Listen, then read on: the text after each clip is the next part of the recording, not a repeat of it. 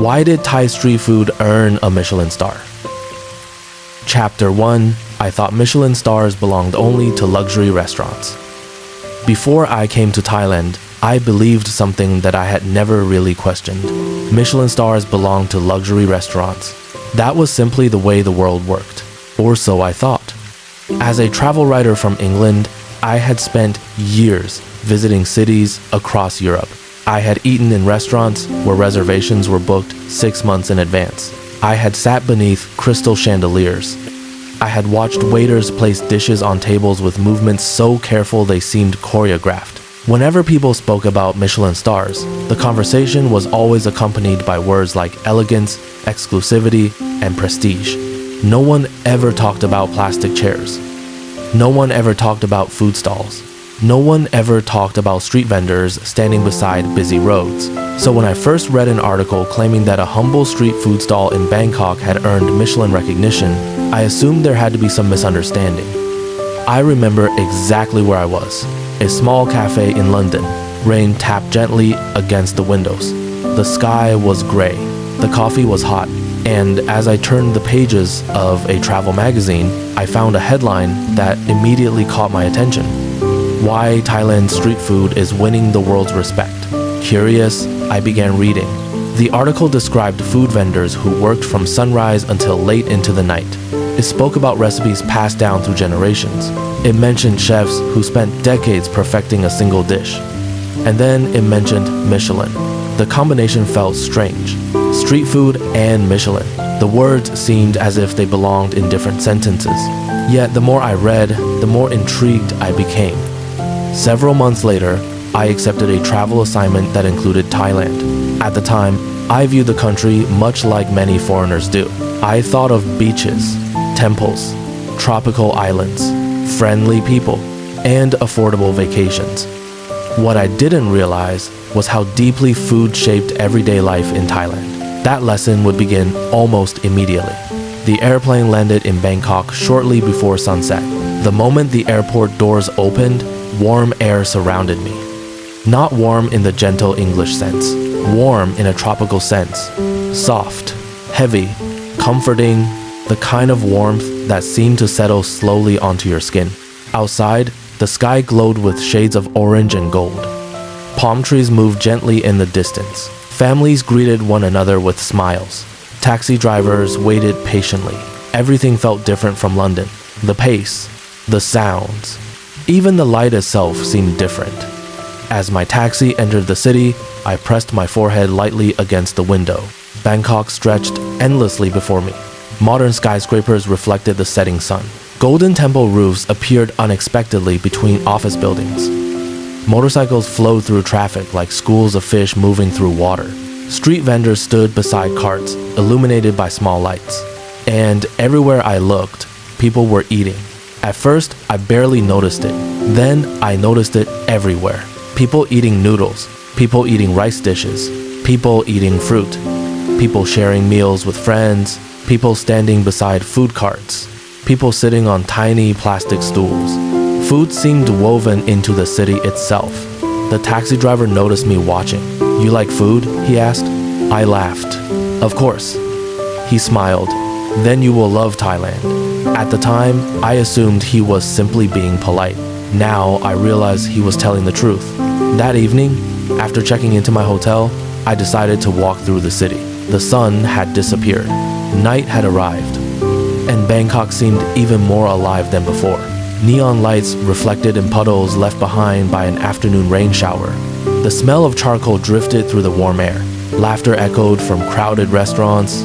Street vendors prepared food beneath yellow lamps. Everywhere I turned, something delicious seemed to be cooking. I wandered without any destination. That is often the best way to discover a new city.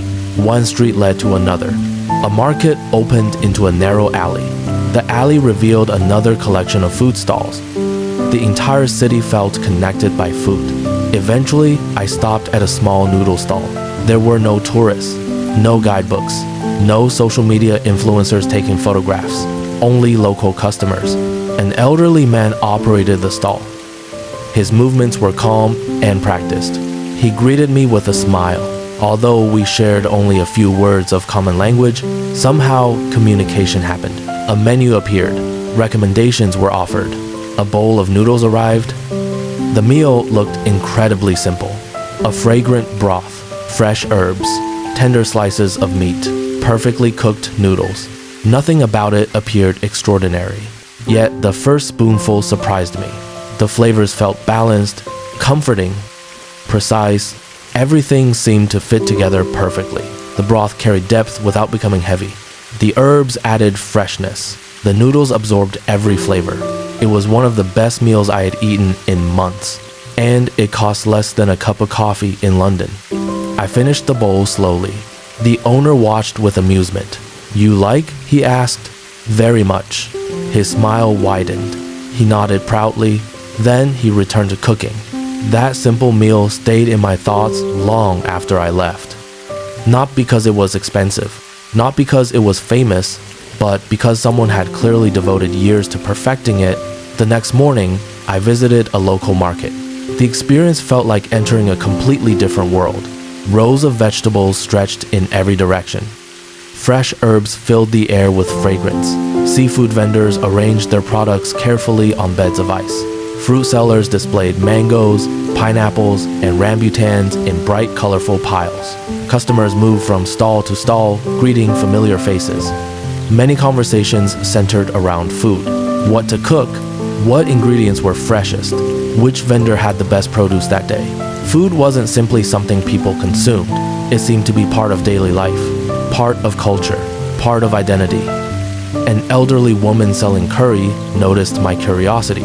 She offered me a small sample. The flavor was remarkable, rich, complex, comforting. I asked how long she had been cooking. She thought for a moment, then smiled. 40 years. 40 years. Longer than many professional careers. Longer than some restaurants remain open. The realization surprised me. Many of these vendors were not casual cooks. They were specialists, experts, craftsmen, people who had dedicated decades to mastering their recipes. The idea challenged my assumptions. Back home, expertise often arrived dressed in luxury. In Thailand, expertise seemed perfectly comfortable wearing simplicity. A few days later, I met a university student named Naren while visiting a riverside cafe. He spoke excellent English and enjoyed discussing Thai culture with visitors. Over iced coffee, our conversation eventually turned toward food. I mentioned the Michelin-recognized street food stall. His eyes immediately brightened. "Oh, you've heard about that place?" "Yes," I replied, "but honestly, I still don't understand it." Naren laughed. "Most foreigners don't. What am I missing?" Instead of answering immediately, he pointed toward a nearby food vendor. Several customers stood waiting patiently. The vendor worked quickly but carefully. Every dish seemed to receive full attention. "What do you see?" Naren asked. "A food stall." "What else?" I looked again. The ingredients, the customers, the vendor, the care in every movement.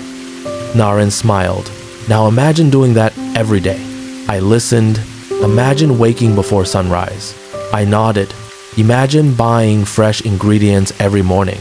The picture became clearer. Imagine cooking the same dish thousands of times. I watched the vendor again. And then imagine spending 20 years making that dish better. For a moment, I said nothing. The idea suddenly made sense. True mastery rarely arrives quickly. It grows slowly, quietly, one day at a time, one customer at a time, one improvement at a time.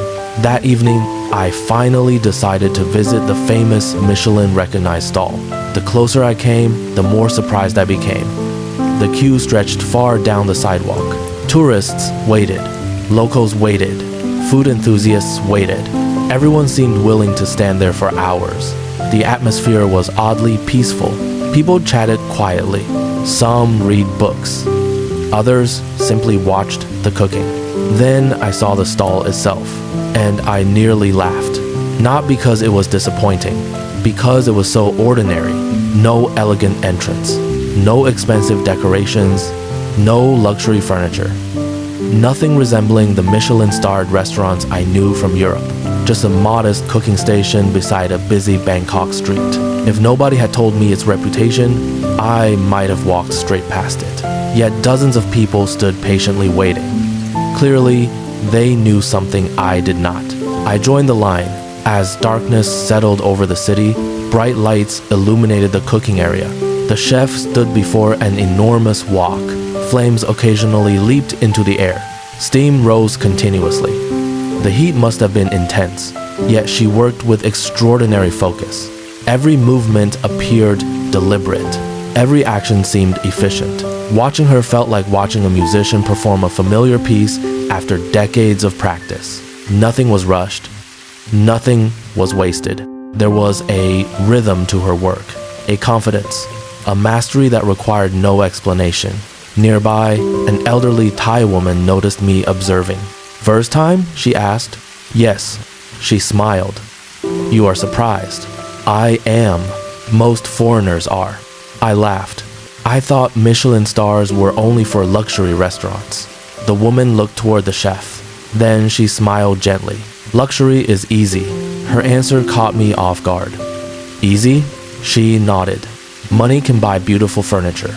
I listened carefully. "Money can buy decorations." She paused. "Money can buy a big building." Then she pointed toward the chef. "But money cannot buy skill." For a moment, neither of us spoke. The sounds of Bangkok surrounded us. The hiss of cooking oil, the distant hum of traffic, the quiet conversations of waiting customers. And standing there beneath the warm night sky, I felt something begin to change. Perhaps Michelin stars were never truly about luxury. Perhaps that was merely an assumption people carried. Maybe the real purpose was recognizing excellence wherever it existed, whether inside a palace or beside a road. The line moved forward slowly, patiently, and as I watched the chef continue her work, I realized that Thailand was already teaching me something important. Greatness does not always announce itself loudly. Sometimes it hides beneath a simple roof. Sometimes it stands beside a crowded street. Sometimes it cooks quietly while the world rushes past. And sometimes, if we are willing to look beyond appearances, we discover that extraordinary things often exist in the most ordinary places. That evening, beneath the glowing lights of Bangkok, I was only beginning to understand that lesson. And the deeper I looked, the more remarkable the story became. Chapter 2. The Woman Behind the Fire. The line moved slowly, yet strangely, nobody seemed to mind.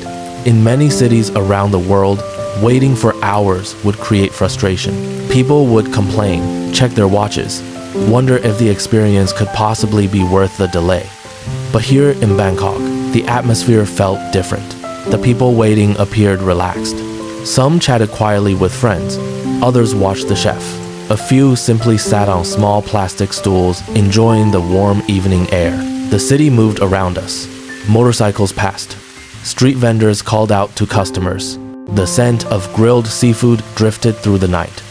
And somewhere nearby, music played softly from an old radio. I stood in line and continued watching the woman behind the fire. She wore protective goggles. At first, I wondered why. Then I noticed the flames. Every few moments, bright orange fire leapt from the wok. The heat was intense enough that even standing several meters away, I could feel it against my face. Yet, she never stepped back, never hesitated, never appeared distracted. She moved with the confidence of someone who had performed the same task thousands upon thousands of times. Watching her felt less like observing a cook and more like observing a craftsman, or perhaps an artist. There was rhythm in every movement. A scoop of ingredients, a quick stir, a burst of flame, a careful glance, then another dish, and another, and another. The line continued moving. Eventually, I found myself standing beside a middle-aged Thai man who carried a camera around his neck. He noticed me observing the chef. "First visit?" he asked. "Yes," he smiled. "I can tell. What gave it away?" "You've been watching the chef for 20 minutes. I laughed. "Is it that obvious?" "A little." We both looked toward the cooking station. The chef remained completely focused. Order after order, dish after dish. Without pause, without complaint. The man folded his arms. Most people think Michelin is about luxury. That's exactly what I thought. He nodded, but Michelin inspectors care about different things. I looked at him. Like what? Consistency. The word sounded simple, yet he spoke it with unusual emphasis. Consistency? Yes. He pointed toward the chef. Can she make the same dish perfectly today, tomorrow, next week, next year? I thought about it. That sounds difficult. It is. The man smiled. Anyone can make one good meal. He paused. Making 10,000 good meals is much harder. His words stayed with me because they felt true. Back home, people often celebrated moments of brilliance. But perhaps true mastery wasn't about occasional brilliance. Perhaps it was about reliability. The ability to perform at a high level every single day, night after night, year after year. Eventually, the man wished me a pleasant evening and left. But his observation remained in my thoughts. 10,000 good meals. Perhaps that was what I was witnessing. Not a lucky success, not a temporary trend, but decades of dedication. The line moved forward again, and now I was close enough to observe the chef more carefully. The heat surrounding her seemed almost unbearable. Sweat covered her face. The flames continued roaring upward, yet her attention never wandered. Each customer received the same level of care, whether they were tourists from another continent or locals from the neighborhood. Every dish mattered. That realization reminded me of something I had noticed repeatedly during my travels through Thailand. Many people took pride in their work, not because someone was watching, not because they expected recognition, but because doing something properly seemed important in itself. I had seen it in markets, in cafes, in small family-run businesses, and now I was seeing it again here. A commitment to doing things well, even when nobody noticed. Eventually, I reached the front of the line. For the first time, I could hear the sounds coming directly from the wok. The sharp hiss of oil, the crackle of flames, the rapid tapping of metal utensils against steel. The sounds blended together into a kind of music. The chef moved quickly, yet nothing appeared rushed. Every action seemed precise. Every movement served a purpose. Watching her felt strangely calming. Perhaps because mastery often looks effortless from the outside, even when it requires enormous effort underneath. A young Thai woman sitting nearby noticed my fascination. She smiled. "You've never seen anything like this before?" "No." She laughed softly. "Most visitors haven't. Do you come here often?" "A few times each year." "Why?" She considered the question carefully, then answered with a single sentence. "Because I trust her." Trust. It was not the answer I expected. I thought she might mention flavor, or reputation, or fame. Instead, she spoke about trust. "What do you mean?" I asked. She pointed toward the chef. "When she cooks, I know exactly what I will get." The answer sounded simple, yet somehow profound.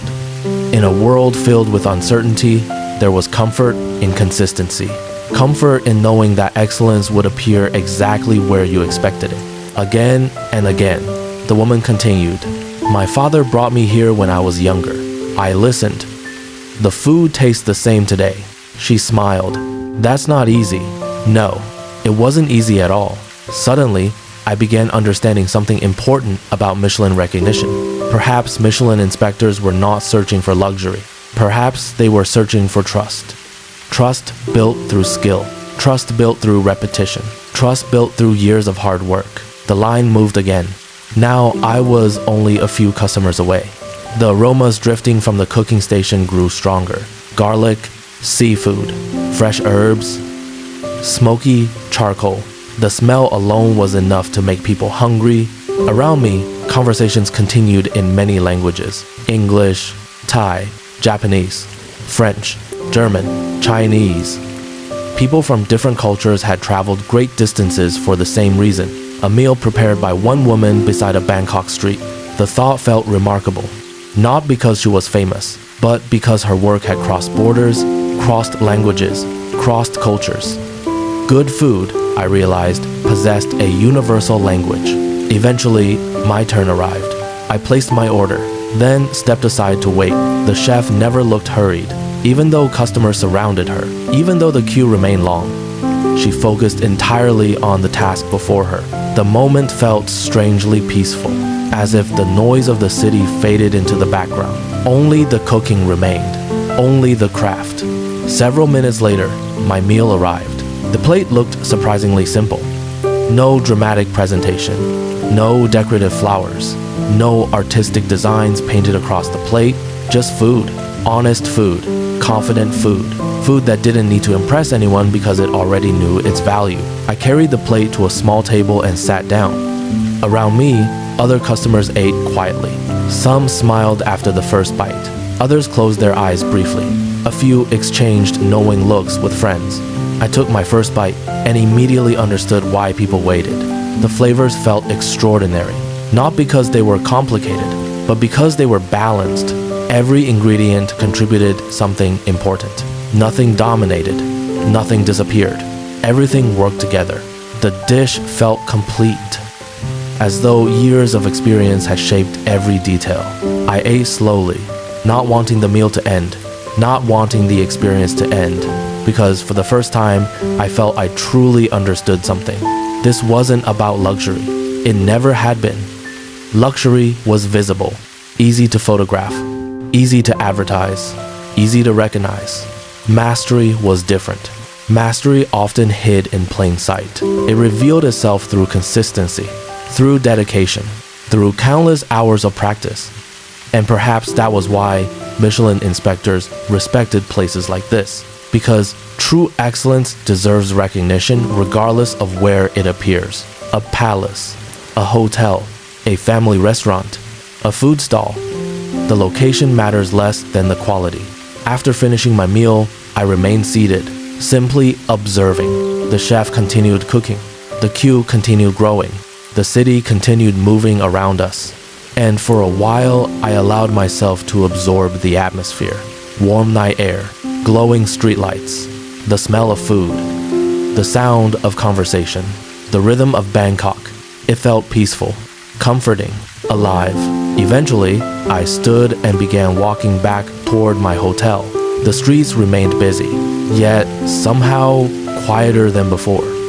Perhaps because my thoughts were occupied, I kept thinking about the chef, about the years she must have spent refining her craft, about the thousands of customers she had served, about the discipline required to maintain such standards, day after day, year after year, without stopping, without becoming careless, without lowering expectations.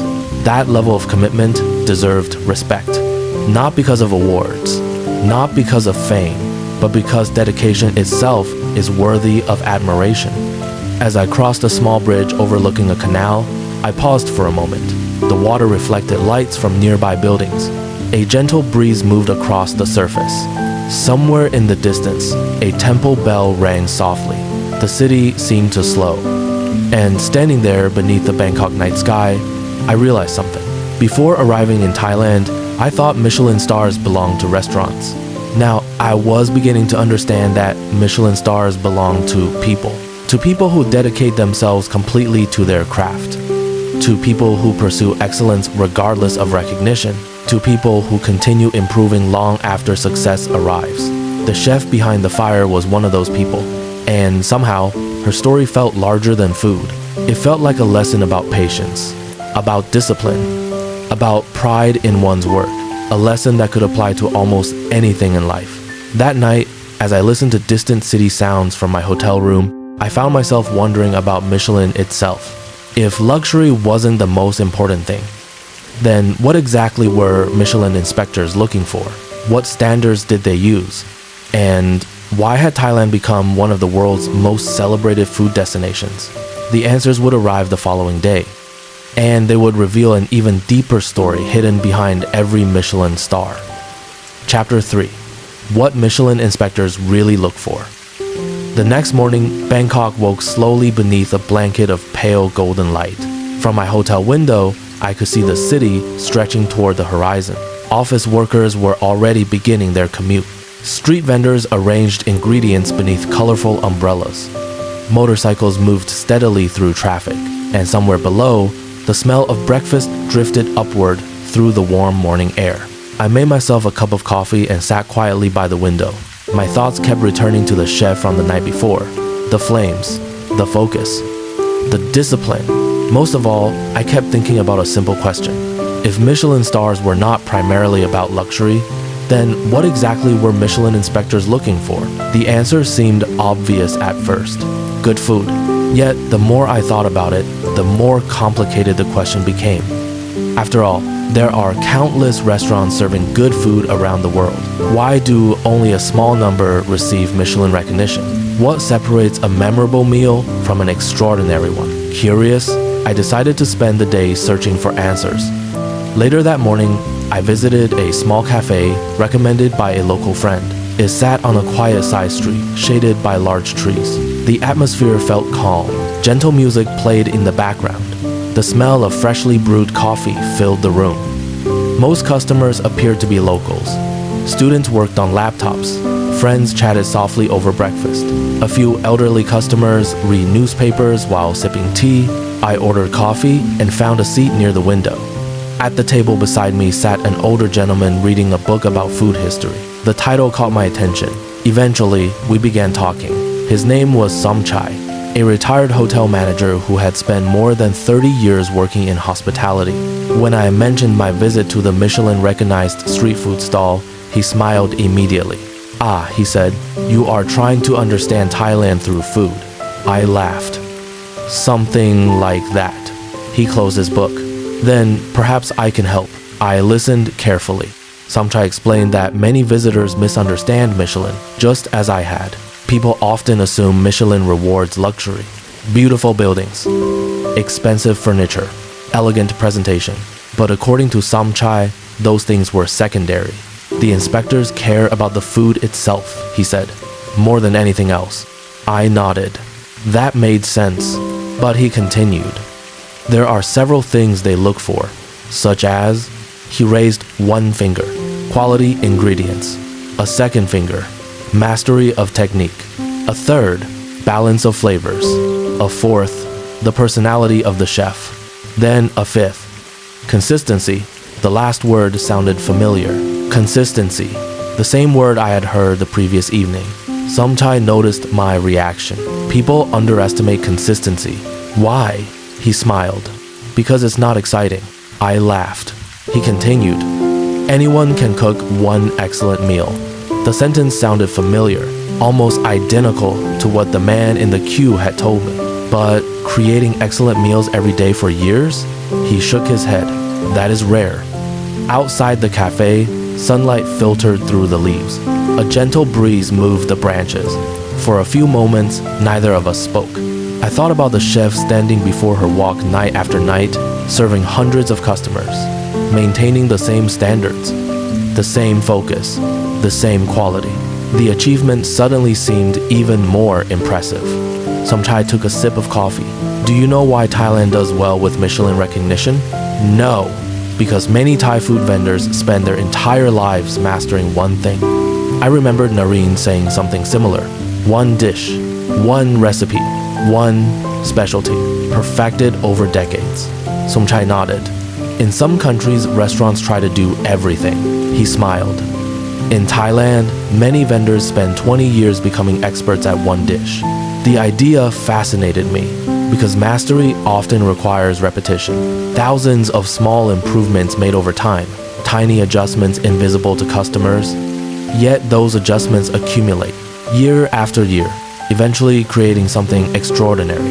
After leaving the cafe, I spent the afternoon exploring Bangkok's food culture more closely. I wandered through neighborhoods far from the major tourist areas, places where everyday life unfolded naturally. The further I walked, the more I noticed a pattern. Food vendors everywhere took immense pride in their work. An elderly woman spent several minutes arranging fruit carefully before serving it. A noodle vendor tasted broth repeatedly before opening for customers. A man grilling pork adjusted charcoal temperatures with remarkable precision. None of these people appeared famous. Most would probably never receive international recognition, yet they approached their work with seriousness and care, as though every customer mattered, as though every meal represented something important, and perhaps it did. One of the most surprising discoveries came later that afternoon. I stopped at a tiny stall selling mango sticky rice. The owner was an elderly woman who had operated the same stall for more than 30 years. Her granddaughter helped serve customers. Together, they worked with quiet efficiency. I ordered a portion and watched as the woman carefully selected a mango. Not the first mango, not the easiest mango, the best mango. She examined several before choosing one. Then she prepared the dessert with remarkable attention. Every detail mattered. When she finally handed me the plate, I asked a simple question. Why do you spend so much time choosing the mango? She smiled. Because the customer deserves the best one. The answer was immediate, natural, as though no other answer existed. For her, quality was not a strategy. It was a habit, a value, a way of thinking. As I walked away, I found myself smiling because that simple conversation revealed something important. Many Thai food vendors were not chasing awards. They were chasing quality. The awards came later, sometimes, but quality came first. Always. That evening, I returned to the Michelin-recognized stall. Not because I was hungry, at least not only because I was hungry. I wanted to observe more carefully, to see whether I could identify the standards Somchai had described. The queue was just as long as before. The atmosphere just as lively, the chef just as focused.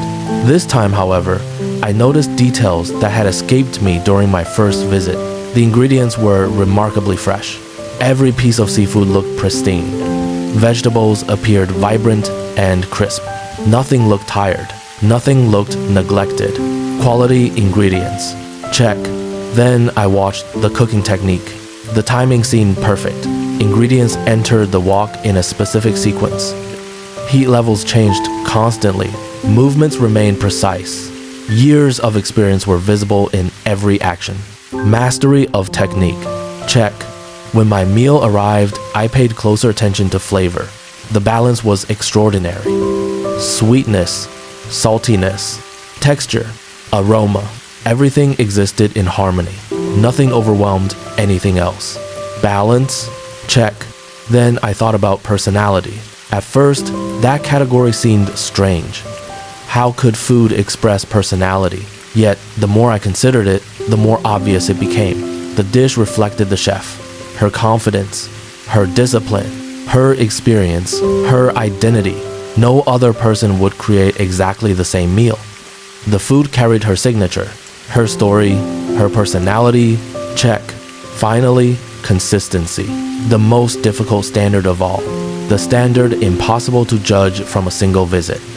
Yet, judging by the queue, the returning customers, and the chef's reputation, consistency was precisely what had been achieved. Night after night, year after year, the realization felt satisfying. Not because Michelin suddenly seemed mysterious, but because it suddenly seemed logical. The standards were demanding, yet fair. They rewarded skill, dedication, craftsmanship, the very qualities I had been observing throughout Thailand. As darkness settled over Bangkok, I finished my meal and remained seated for a while. Around me, customers continued arriving. The city continued moving. The chef continued cooking. And slowly, another realization emerged. Perhaps Michelin had not transformed these vendors. Perhaps the vendors had transformed Michelin by expanding the world's understanding of excellence, by proving that greatness does not require luxury, by showing that a humble street food stall can achieve standards equal to any fine dining restaurant. The idea felt profoundly Thai somehow, respecting substance over appearance, skill over status, quality over image. As I walked back through the warm evening streets, I passed dozens of food stalls. Some sold noodles, others sold soups, curries, fruit, desserts, seafood, grilled meats. Each vendor carried their own story, their own techniques, their own traditions. And suddenly I found myself wondering how many hidden masters existed across Thailand. How many extraordinary people spent their lives perfecting recipes the world had never heard about. How many family traditions survived through food. How many cultural stories existed within a single bowl of noodles. Because food, I was beginning to realize, was never just food. It was history, memory, family, identity, and nowhere did that seem more true than in Thailand. The following day, I planned to leave Bangkok temporarily and explore a local market outside the city center. What I would discover there would reveal an even deeper truth. A truth not only about Michelin stars, but about the remarkable food culture that makes Thailand unique. And for the first time, I began to understand that the story was never really about one famous chef. It was about an entire culture built upon care, generosity, and pride. A culture that had quietly impressed the world one meal at a time. Chapter 4: Thailand's Hidden Food Culture. The following morning, I woke before sunrise. Bangkok was still quiet. The city that had seemed so energetic at night now rested beneath a soft blue sky. From my hotel window, I could see the first signs of morning. A vendor arranging vegetables. A monk walking silently along the street. A delivery truck unloading fresh ingredients. The city was preparing for another day, and so was I. After spending several days learning about Michelin recognition, I wanted to understand something deeper. What made Thailand's food culture so special in the first place? Why did so many visitors leave the country talking about food? Why did people from around the world travel thousands of miles simply to eat here? And perhaps most importantly, why did ordinary food vendors inspire such extraordinary loyalty? To find answers, I left the city center and traveled toward an older neighborhood known for its traditional market. The journey took me through residential streets lined with trees. Small temples appeared between houses. Children walked to school. Shop owners swept the sidewalks in front of their businesses. The atmosphere felt calm, unhurried, comfortable. When I finally arrived at the market, the sun had fully risen. The place was already alive. Rows of stalls stretched in every direction. Bright fruits filled wooden tables. Fresh herbs released their fragrance into the air. Fish vendors arranged seafood on beds of ice. Large pots of soup simmered quietly. The market felt less like a place of business and more like the beating heart of a community. People weren't rushing.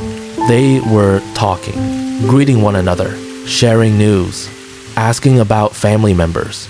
Buying food seemed almost secondary to the conversations taking place around it. I wandered slowly. Every few steps revealed something interesting. A woman carefully folding banana leaves. An elderly man grinding spices by hand. A family preparing coconut desserts using recipes passed down through generations. The deeper I explored, the more I noticed a pattern. Food in Thailand was rarely treated as a simple transaction. It was personal. Relationships mattered. Trust mattered. Community mattered. At one stall, I stopped to watch an elderly woman preparing curry paste. Her hands moved confidently. Chilies, garlic, shallots, lemongrass. Ingredient after ingredient disappeared into a stone mortar. The rhythmic sound echoed through the market. Tap, tap, tap. The process looked time-consuming, labor-intensive. Yet she worked patiently, without rushing. A younger woman stood beside her, likely her daughter. Together they smiled and laughed as they worked. Curious, I asked how long their family had been selling curry. The daughter translated for her mother. The answer surprised me. More than 50 years. 50 years. The stall itself looked modest, simple. Nothing about it suggested international attention.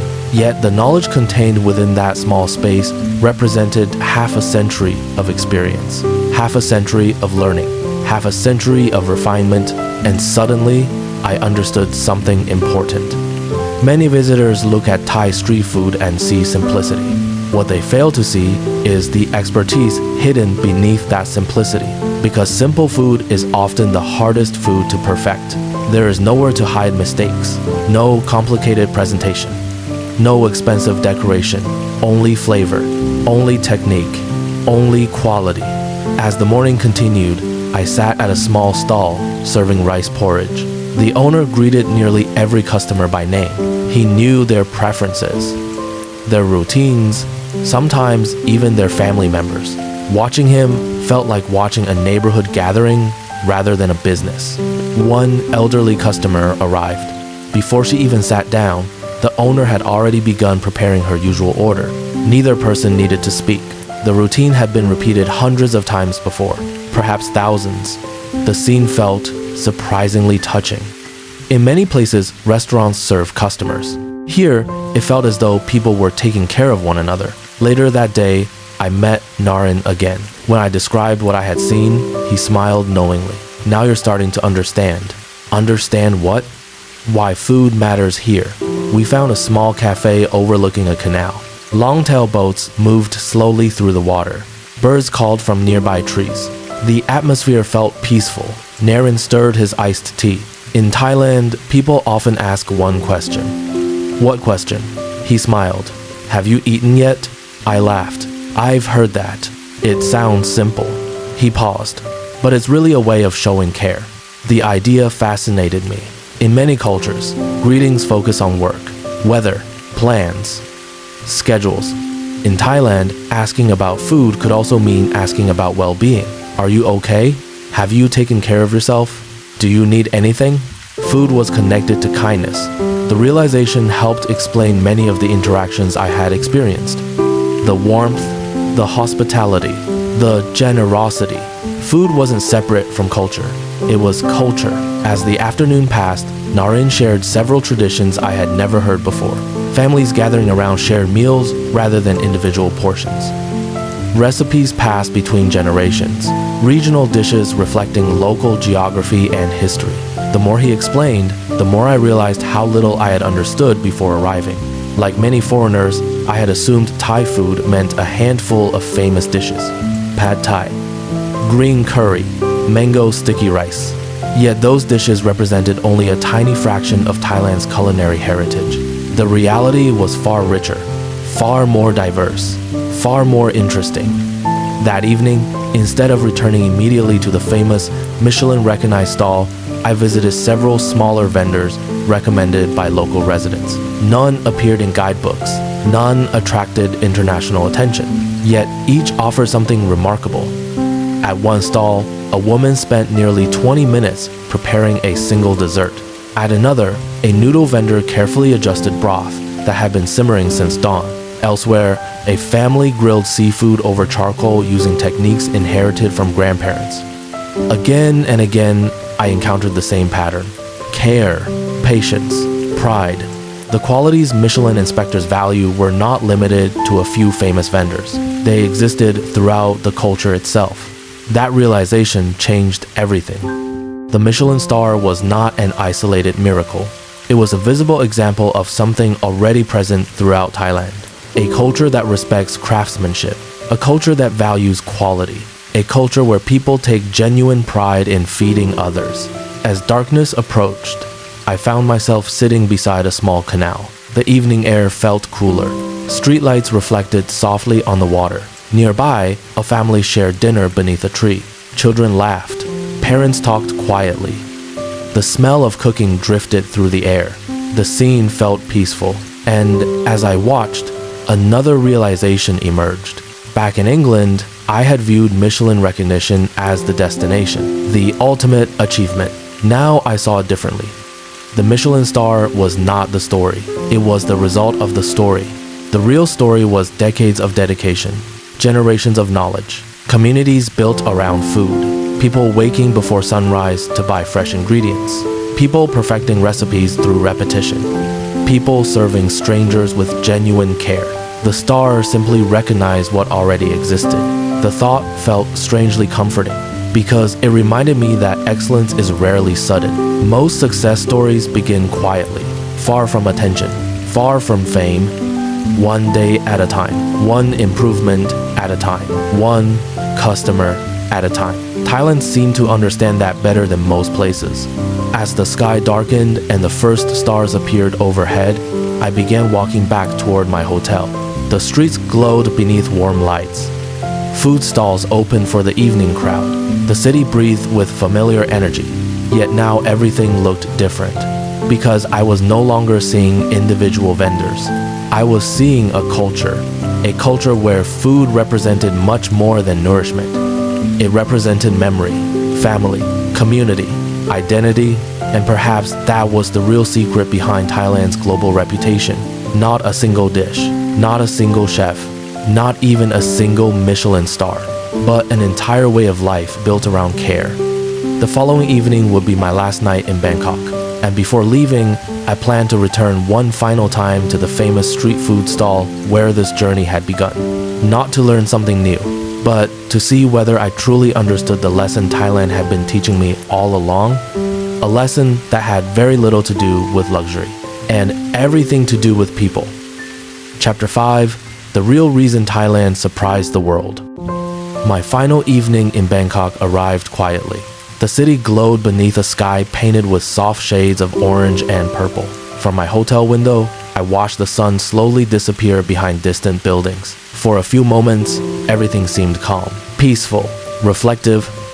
It felt like the perfect ending to a journey that had taught me far more than I expected. When I first arrived in Thailand, I believed I was coming to learn about food. Now I realized I had been learning about people, about culture, about values, about the countless small acts of dedication that often go unnoticed by the world. As the evening light faded, I left my hotel and began walking toward the Michelin-recognized street food stall one last time. The route felt familiar now, the same streets, the same food vendors, the same aromas drifting through the warm tropical air. Yet everything seemed different, not because the city had changed, because I had changed. The Bangkok I saw on my first day was a city of food stalls. The Bangkok I saw now was a city of stories. Every vendor represented years of experience. Every recipe carried history. Every meal reflected a relationship between cook and customer. The deeper truth had finally become visible. By the time I arrived, the queue had already formed, just as before. Tourists stood beside local residents. Friends chatted quietly. Families waited patiently. People from different countries and different backgrounds were united by a shared purpose: good food. I joined the line without hesitation. This time, however, I wasn't waiting merely for a meal. I was waiting to say goodbye to a lesson hidden inside a simple street food stall. The chef stood behind her wok exactly as she had during my first visit. The flames rose, the steam drifted upward, the heat remained intense, and her focus remained absolute. Watching her now felt different. During my first visit, I saw a famous chef. During my second visit, I saw a master of her craft. Now I saw something else. I saw a person who had spent years serving others. Someone who had dedicated her life to doing one thing exceptionally well. Someone whose success was built not upon luck or publicity, but upon consistency, dedication, patience, the qualities that often receive the least attention in modern life. As I watched, a thought occurred to me. Many people dream about success, but relatively few people are willing to repeat the same difficult task every day for decades. Yet, that is exactly how mastery is created. One day, then another, then another. Thousands of ordinary days eventually become an extraordinary life. Perhaps that was the real story behind the Michelin star. Not sudden success, but sustained excellence. The line moved slowly. And while waiting, I found myself speaking with another traveler, an American photographer visiting Thailand for the first time. He smiled and asked the same question I had asked only days earlier. Can you believe this place has Michelin recognition? I laughed. Actually, yes. The answer surprised both of us. A week earlier, I would have shared his disbelief. Now I understood. We spoke for several minutes. Eventually, he asked why I thought the stall had become so respected. I considered the question carefully. Then I answered, because it represents something much bigger than itself. He looked curious. What do you mean? I glanced around. The answer was everywhere. In the queue, in the city, in the culture surrounding us. It represents dedication. I paused. It represents pride in one's work. Then I smiled. And it represents Thailand. The photographer nodded slowly, as though he was beginning to understand. Perhaps he was. The line continued moving. The city lights grew brighter. The sounds of Bangkok blended into a familiar evening soundtrack. Motorcycles, conversations, cooking, laughter. Everything felt wonderfully alive. Eventually my meal arrived. For the final time, I carried it to a small table and sat down. The dish looked simple, just as it had during my first visit. Nothing about its appearance demanded attention. Nothing about it tried to impress. Yet that simplicity now felt meaningful, because true confidence rarely needs decoration. The first bite tasted just as remarkable as before, balanced, comforting, memorable, not because it was extravagant, but because it was honest. Every ingredient served a purpose. Every flavor belonged, every detail reflected care. As I ate, I looked around at the people sharing the experience. Some were visitors seeing Thailand for the first time. Others were local residents who had returned countless times. Different languages filled the air, different cultures, different stories. Yet everyone smiled in the same way after tasting the food. For a brief moment, everyone shared the same experience. Food had created a connection, a simple connection, but a meaningful one. And perhaps that was another reason Thailand's food culture resonated so strongly around the world. Food has the power to unite people, to create understanding, to build bridges where words sometimes fail. The meal ended too quickly, as good meals often do. Yet instead of standing immediately, I remained seated. The evening air felt warm and comfortable. The city moved around me, and I found myself reflecting on everything I had learned. When I first heard about Michelin-recognized street food, I assumed the story was unusual because it challenged expectations. Now I realize something else. The story mattered because it revealed a truth many people overlook. Excellence is not determined by appearance. It is determined by effort. The world often celebrates visible success. Large buildings, luxury brands, public recognition. Yet beneath every visible success lies something less visible. Discipline, practice, commitment, years of work nobody sees. Thailand had reminded me of that, again and again. In markets, in cafes, in family-run stalls, in conversations with strangers, the lesson appeared everywhere. Take pride in your work. Care about quality. Respect your craft. Serve others well. The principles sounded simple, yet their impact was profound. As the evening continued, I began walking slowly back toward my hotel. The streets shimmered beneath warm lights. Food vendors continued serving customers. Families gathered around tables. Friends shared meals. The city felt peaceful, comfortable, human.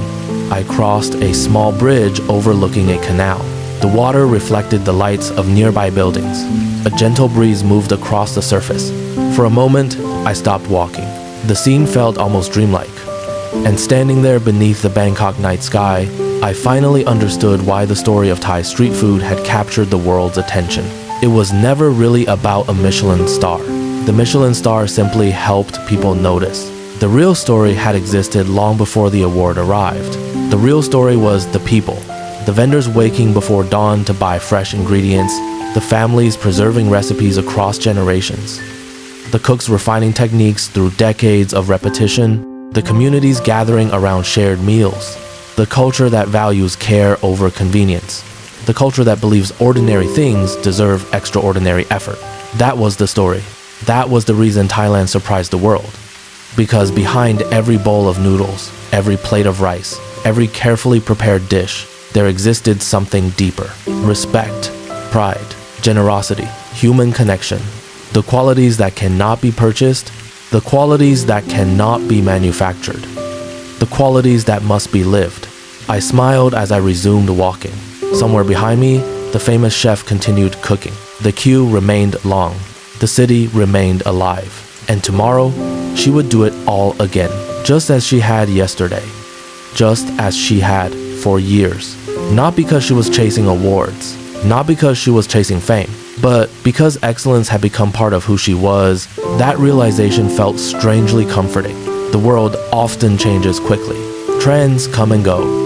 Fame appears and disappears, but genuine craftsmanship endures. The same care, the same dedication, the same commitment to doing things well. And perhaps that is why people travel from every corner of the world to experience Thailand's food culture. Not merely to eat, but to witness something authentic, something real, something increasingly rare. Back in my hotel room, I packed my suitcase. The city lights shimmered outside the window. A distant boat moved along the river. Somewhere below, people continued sharing meals beneath the night sky. I sat quietly for a while, listening, reflecting, grateful. Before this journey, I thought Michelin stars belonged to luxury restaurants. Now I understood that Michelin stars belong wherever excellence exists. Sometimes that excellence appears beneath crystal chandeliers. Sometimes it appears beside a busy road in Bangkok. And sometimes the most extraordinary lessons arrive from the most ordinary places. The city slowly settled into the night. The sounds became softer. The lights became gentler. And as I prepared for sleep, one final thought crossed my mind. Thailand had not simply changed the way I viewed food. It had changed the way I view success. Because true success is not always loud. It is not always glamorous. It is not always visible. Sometimes it is a person standing beside a hot wok, doing the same thing well, day after day, year after year, until the world finally notices. And with that peaceful thought, I closed my eyes. Outside, Bangkok continued glowing beneath the stars. Inside, I carried home a lesson I would never forget. A lesson hidden inside a simple street food stall. A lesson about excellence. A lesson about dedication. And a lesson about Thailand. The end. Thailand still holds countless stories waiting to be discovered. If you would like to continue this journey together, I hope to see you again in the next story from Thailand Through Eyes. And if there is somewhere in Thailand you wish to visit through story, leave your suggestion below. Perhaps our next journey will begin there.